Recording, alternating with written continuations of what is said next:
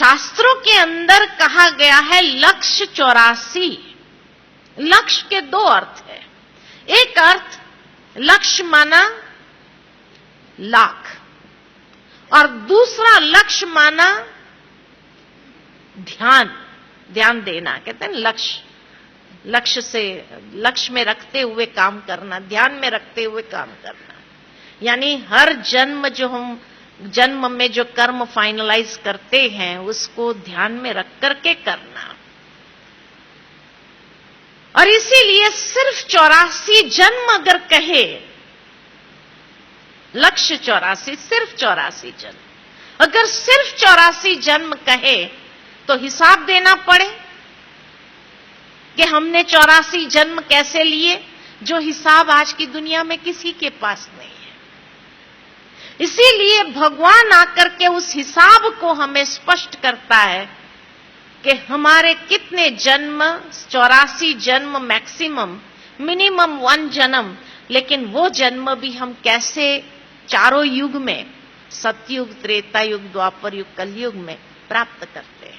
और इसीलिए सतयुग को अगर देखा जाए, सतयुग के अंदर सूर्य वंश जिसको कहा, जहां पवित्र आत्माएं परम धाम से जब नीचे उतरती है तो कोई न कोई देवी या देवता का स्वरूप धारण कर लेती है। देव या देवता का स्वरूप, जहां 16 कला संपूर्ण निर्विकारी, सर्वगुण संपन्न, जहां मनुष्य के कर्म अकर्म होते हैं, वहां अकाले मृत्यु कभी नहीं होती है। पूरी आयुष्य भोग करके स्व इच्छा से शरीर छोड़ती थी, और पूरी आयुष्य भोगने के कारण स्वास्तिका में हमने देखा 5000 साल का चक्र हो तो हर युग एक समान है, यानी 1250 साल का हर युग है। और 1250 साल के हर युग के अंदर जहां आत्मा 16 कला संपूर्ण, इतनी शक्तिशाली, संपूर्ण निर्विकारी, मर्यादा पुरुषोत्तम, सर्वगुण संपन्न होती है। और इसीलिए सतयुग में राज्य करने वाले श्री लक्ष्मी और श्री नारायण, लेकिन श्री नारायण का जो बचपन का स्वरूप है, कभी उसका फोटो नहीं देखा आपने। उसका बचपन का स्वरूप कौन सा है? तो एक भजन याद आता है मुझे, आपने भी कई बार ये भजन गाया होगा कि श्री कृष्ण गोविंद हरे मुरारी, हे नाथ नारायण नम वासुदेव। श्री कृष्ण की पूरी जीवन कहानी उसमें बताई गई है एक ही लाइन में। बचपन में जिसको श्री कृष्ण कहा, थोड़ा बड़ा हुआ, ग्वाल बाल बना, तब उसको गोविंद कहा। जब रास लीला रचाई तो उसको हरे मुरारी कहा, और जब राजगद्दी पर बैठता है तो नाथ नारायण, वही वासुदेव है। ये वासुदेव की अलग अलग स्टेजेस है। तो अगर नाथ नारायण सतयुग में है, सत्य नारायण, सूर्य नारायण सतयुग में, तो श्री कृष्ण कहां होना चाहिए? उसका बचपन तो वहीं होना चाहिए। और इसलिए सतयुग के अंदर 150 साल की जब आयुष्य है, इतने पूरी आयुष्य भोग के जब शरीर छोड़ते हैं, तो 1250 साल में सिर्फ 8 जन्म होते हैं। 8 जन्म वो भरपूरता से जीवन जीते हैं, पूरा सुख भोग करके जीवन जीते हैं, कर्म श्रेष्ठ। इसीलिए श्री कृष्ण की जब जयंती मनाते हैं ना, जन्माष्टमी, जन्माष्टमी माना 8 जन्म की जयंती मना रहे हैं। We celebrate the birth of Krishna in all 8 births. Janmashtami 8 जन्म की जयंतियां मना रहे हैं, इसलिए बड़े धूमधाम से मनाते हैं, क्योंकि उसका 8 जन्म इतना श्रेष्ठ था। सतयुग के हर जन्म इतना महान था, तो 8 जन्म की जयंतियां मनाते हैं, जन्माष्टमी। और जैसे ही सतयुग पूरा हुआ और दूसरा युग आया जिसको कहा गया त्रेता युग, चंद्रवंश, जहां पर सतयुग जितनी परफेक्शन नहीं है, लेकिन जहां पर श्री राम का राज्य है, श्री रामचंद्र जिसको कहा, 2 कला कम हो गई। 16 कला संपूर्ण थे। 16 कला कोई गिनती की नहीं होती है, परफेक्शन का फिगर है। कोई बात 100% करेक्ट होती है तो क्या कहते, 16 आनी सच है। संपूर्ण खिला हुआ चंद्रमा होगा तो कहेंगे 16 कला संपूर्ण है। तो 16 फिगर परफेक्शन का है ना। परफेक्शन के बाद धीरे धीरे इम्परफेक्शन की ओर यात्रा बढ़ेगी, लॉ ऑफ एंट्रोपी के हिसाब से।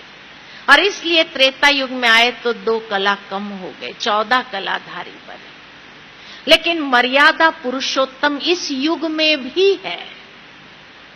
लेकिन सतयुग जितनी संपूर्णता न होने कारण आयुष्य थोड़ा कम हो गया। 2 कला कम हुई तो थोड़ा कम हो गया।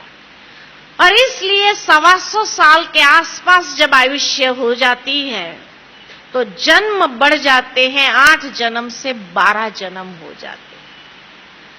तो सतयुग के अंदर श्री कृष्ण के 8 जन्म की जयंती मनाते हैं हम, क्योंकि इतनी श्रेष्ठ आत्मा थी। और 8वें जन्म के बाद 9वें जन्म पर श्री राम का जन्म होता है, इसीलिए राम नवमी मनाई जाती है कि 9वें नंबर पर श्री राम है। तो उसकी जयंती भी इतनी ही महान थी, उसका जन्म भी इतना श्रेष्ठ था, तो उसके जन्म का भी हम जश्न मनाते हैं। कितना सुंदर, भक्ति के अंदर हर चीज इतनी सुव्यवस्थित है, लेकिन हमने कभी उसके भाव को समझा नहीं, इसलिए उसका आनंद नहीं ले सकते। तो इस तरह से मर्यादा पुरुषोत्तम श्री राम की भी जयंती हम मनाते हैं। भले 125 साल हो गया, 150 साल से कम हो गए, लेकिन फिर भी बहुत श्रेष्ठ कर्म उनके भी थे। लेकिन जैसे जैसे तीसरा युग आता है, द्वापर, जहां सत्य के साथ असत्य मिक्स होने लगा, अकाले मृत्यु आरंभ होने लगी। और अकाल मृत्यु जब आरंभ हो जाती है तो जरूर है आत्मशक्ति क्षीण हो गई। 1250 यानी 2500 साल पूरे हो गए, आधा समय पूरा हो गया 5000 साल में, तो आधी कलाएं भी कम हो गई। तो 16 कला से द्वापर युग में सिर्फ 8 कलाधारी हो जाते, इतनी ही पोटेंशियल रह गई। और इसलिए अकाले मृत्यु होने कारण जन्म बढ़ गए, 21 जन्म हो गए द्वापर युग में। और इस युग में मनुष्य भक्ति आरंभ करता है, अव्यभिचारी भक्ति होती है। पहले के जमाने के राजाओं के महलों में देखेंगे आप, अगर राजस्थान के एक राजाओं के महल को देखने जाएंगे ना, आपको हर जगह महल में एक मंदिर मिलेगा, हर राजाओं के महल में एक मंदिर मिलेगा। और अक्सर हर राजाओं के महल में शिव का ही मंदिर मिलेगा। शिव के पुजारी थे, क्योंकि इमीडिएट द्वापर युग में उतरते ही वो शिव की आराधना करना आरंभ करते हैं। लेकिन धीरे धीरे बाद में मनुष्य आत्माएं जो देवी देवताएं होकर के गए, उनके मंदिर बना करके उनकी पूजा आरंभ कर देते हैं। और इस तरह से अव्यभिचारी भक्ति, एक ही भक्ति आरंभ होती है। संन्यास धर्म भी शुरू होते हैं, कुछ महान ऋषियों का जन्म होता है और पुण्य कर्म आरंभ हो जाते हैं। कर्म मनुष्य के पुण्य कर्म होते हैं। इसी युग में परमात्मा का पैगंबर संदेश लेकर के आते हैं और इस तरह से द्वापर युग चलता है। मनुष्य के 21 जन्म होते हैं और जैसे जैसे समय बीतता जाता है, कलयुग आता है, तो कलयुग के अंदर 1 या 2 कला रह जाती है। इसीलिए लोग कहने में कह देते हैं कि किसी व्यक्ति के अंदर 99 अवगुण है, लेकिन एक तो गुण होगा, उस एक गुण को देख करके ही तो आगे बढ़ो। तो 1 या 2 गुण रहते हैं। इतनी कला क्षीण हो जाती है, इतनी आत्मा की ताकत क्षीण हो जाती है, और इसलिए अकाले मृत्यु बढ़ जाती है, क्योंकि मनुष्य के कर्म इस युग में विकर्म ज्यादा है। विकर्म यानी पाप कर्म, विकृत कर्म, विकारों के वश कर्म, उसको कहा विकर्म। मनुष्य की आयुष्य कम होने लगती है और जन्म बढ़ जाते हैं। कोई जन्म 5 साल में शरीर छोड़ देता, कोई जन्म 80 साल तक, 90 साल तक खींच लेता है। इस तरह से इम्बैलेंस हो जाता है, और कलयुग के अंदर करीबन 42 जन्म होते हैं। इस तरह से अगर गिनती करें, 8 जन्म सतयुग के, 12 जन्म त्रेता के, मिलकर के 20, द्वापर के 21 माना 41, और कलयुग के 42 माना 83 जन्म, 83। तो 84वां जन्म जो है वो ये संधिकाल के समय, जब कलयुग और सतयुग का संधिकाल का समय आता है, तब सिर्फ एक जन्म होता है। और इस जन्म को कहा गया दुर्लभ, क्योंकि ये जन्म बार बार नहीं मिलता है। इसी जन्म में हमें 84 जन्म का ज्ञान प्राप्त होता है। इसी जन्म में हमें कर्म की गुह्य गति का ज्ञान प्राप्त होता है। इसी जन्म में जब यह संधिकाल का समय है, तो इस संधिकाल के समय को कहा जाता है पुरुषोत्तम कल्याणकारी संगम युग, जहां 2 युगों का संगम होता है, और जहां आत्मा का परमात्मा के साथ संगम होता है, जहां आत्मा पुरुष में से उत्तम पुरुष बनने का पुरुषार्थ करती है, और ईश्वर की कृपा से उसका कल्याण होता है। इसलिए इस युग का नाम है पुरुषोत्तम कल्याणकारी संगम युग। इसलिए भक्ति में संगम का बहुत महत्व है। गंगा सागर का संगम, क्योंकि यहां आत्मा गंगा की तरह, और सागर यानी परमात्मा, तो गंगा सागर का संगम होता है। और जो संगम में स्नान करता है, कहते हैं वो प्यूरिफाइड हो जाता है, क्योंकि यही युग में प्यूरिफिकेशन प्रोसेस आरंभ होती है।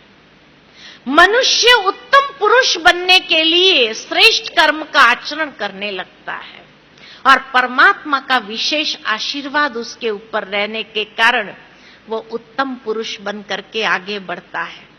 तो ये संगम की महिमा, नर ऐसी करनी करे जो नर नारायण बने, नारी ऐसी करनी करे जो श्री लक्ष्मी बने, ये ट्रांसफॉर्मेशन का पीरियड है।